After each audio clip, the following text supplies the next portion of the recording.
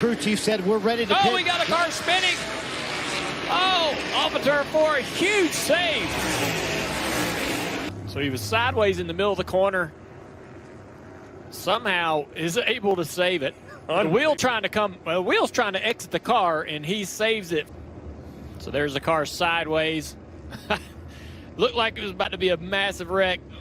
Less than a dozen people. Oh, and we've got trouble on the track, and it's Kyle Busch upside down. Big time crash. Kyle Busch goes upside down and rolls down across on his roof here on lap 26. Cars comes back over, and now side over side barrel rolls. Even further back than right behind him. Like they're all just kind of stacking up. Yeah.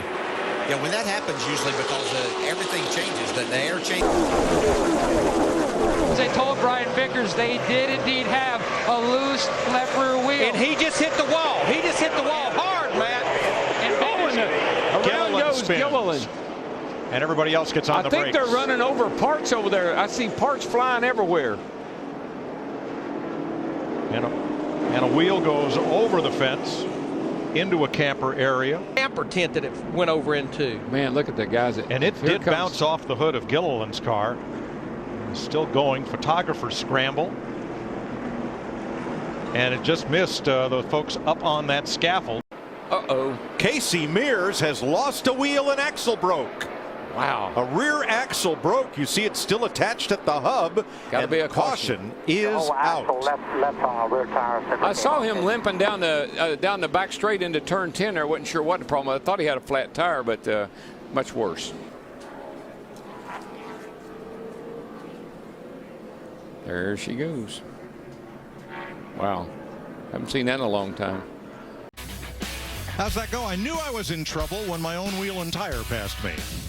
Kaz Grala. That, by the way, is a major infraction and will result in a 4-race suspension for the crew chief of that car. Wow. That's steep. Oh, we have another spin up in turn 1, and Dave Blaney just tore the right front off his car. Yeah, the tire is running away from him. And there goes the tire.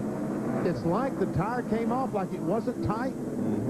Very possible. Right in front of Rusty Wallace. He don't know which way to go. He lets the tire go down, and then he goes on the outside. Rusty was watching that thing all the way once he saw it for the first time. And the 60 car, Rich Bickle, had stayed in front of Rusty Wallace this entire time. He will get that lap back. Was re-shown. Darrell Walter pulled into the pits and behind the wall. We understand the power steering point. If the yellow line is at the yellow line, I'll be shocked if that wasn't speeding there for. Whoa. Oh. That's going to bring a caution out more than likely. Just as we were talking about potential issues on pit road. Yeah, that couldn't have went any worse for the 29 team. No. He's fine here, buddy. Taking them. Should we pit this time or stay out? Caution's out. Pit.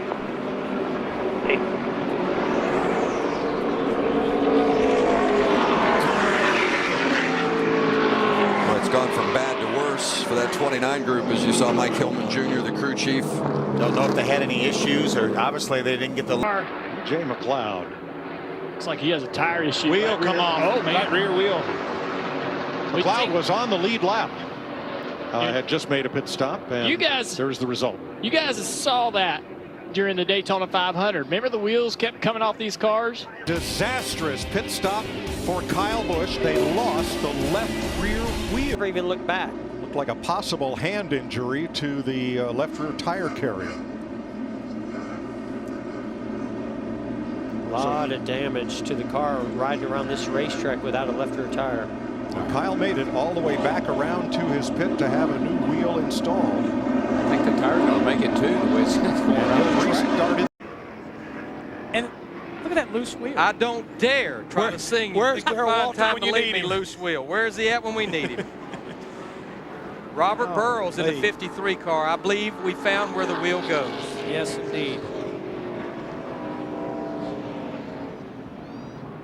Making a perfect lap right now on the apron. Right now. Oh, I'm coming back to pit road. Now, if it goes on the pit road and comes down pit road, I'm out of here, guys. That's going to come to the attention of his crew. Larry, it's below pit road speed, though. Larry, it's been nice working with you today, buddy. Yeah. You picked the fine time to leave me loose, Will. On the rear, they were working on that left rear, and then Kyle pulled away, and the tire is off the left rear. That was the audible. Kyle wasn't aware that the crewman had got to the left rear to take his tire off.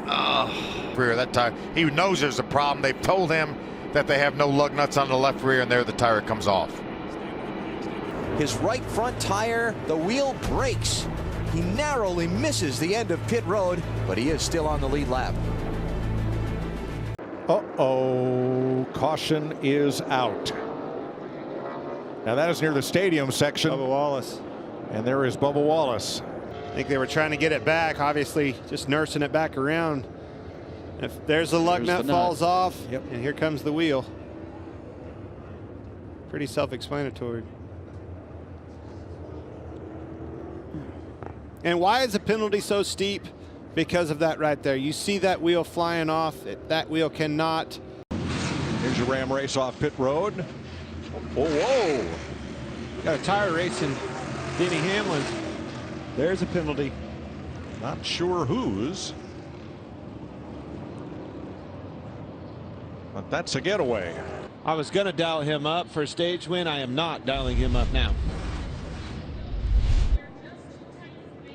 Never a good sign when your tire passes you. Too bad. The costly mistake. And the caution has come out. Wreck on the backstretch. Big crash. Bubba Wallace in the 43 involved, as is the 36 of Matt Tifft. Now, think about this, guys. This allows the two to come on pit road and get tires. But these guys in the front, they can't pit. That's the wheel from Bubba Wallace's number 43. Look at this right here. Left rear tire comes off the car 180 miles an hour. Like the wheel and everything came off the car. Yes.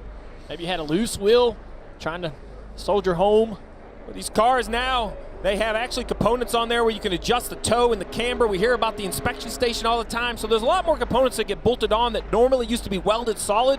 I don't know if that's what happened, but obviously a huge mechanical failure. The 43 completely out of control, nothing he could do. And she did, yeah. She caught the... And she crossed the line and ran into her tire carrier, and that's why these guys have to dodge this tire bouncing across pit road, and what a great job they did. And I would imagine that's what brought the caution out when that crew member ran so close to the racetrack, which is a no-no to get that tire. Paul Menard's crew loses a tire. That's Eric Pringle, who grabs it, brings it back, because that one's got to go on the car. Oftentimes the tire coming off gets away.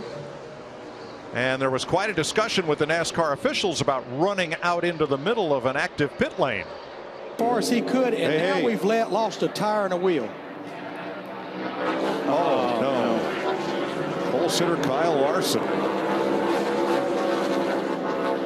Caution's out here. Caution's out. Wow. As soon as he fed the wheel to the right, exit stage right. To get these tires, and you see it there, the remnants of the 16 wheel fall off. Right front on A.J. Allmendinger's car.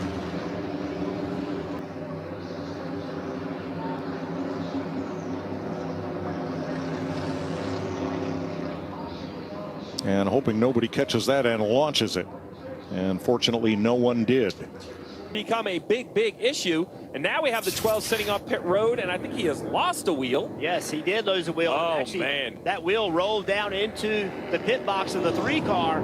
No left rear wheel. Right here, we'll see all the hands waving. The left rear is not tight. This rule has been updated, but this right here will be a penalty. And those loose tires are not a good thing if someone hits. Yeah, and that thing's heavy because it has, like I said, it has the hub attached to it. Probably weighs a good 60, 70 pounds. Wow. Trouble in turn 2. Ryan Sieg and Corey LaJoie.